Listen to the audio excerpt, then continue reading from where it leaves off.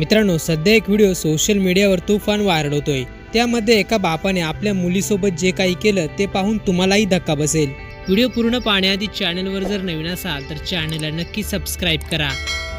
मित्रांनो, एका श्रीमंत घरातील मुलीने जेवणाची ऑर्डर ऑनलाईन केली होती।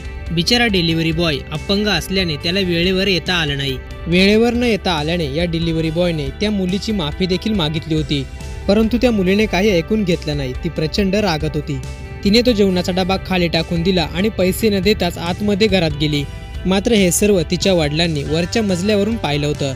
तिचे वडील ताबडतोब खाली आले आणि त्यांनी त्या डिलिव्हरी बॉयला विचारताच त्या डिलिव्हरी बॉयने घडलेला सर्व प्रकार सांगितला। त्यानंतर त्या व्यक्तीने आपल्या मुलीला खाली बोलावून तिच्या कानशिलात लगावली। त्या मुलीला समज देत तिला घरात पाठवली। यानंतर त्या व्यक्तीने त्या डिलिव्हरी बॉयला पैसे देऊन त्याला सामान ठेवण्यात देखील मदत केली।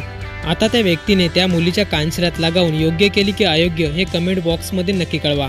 व्हिडिओ पाहून तुम्हाला काय वाटतं नक्की प्रतिक्रिया कळवा।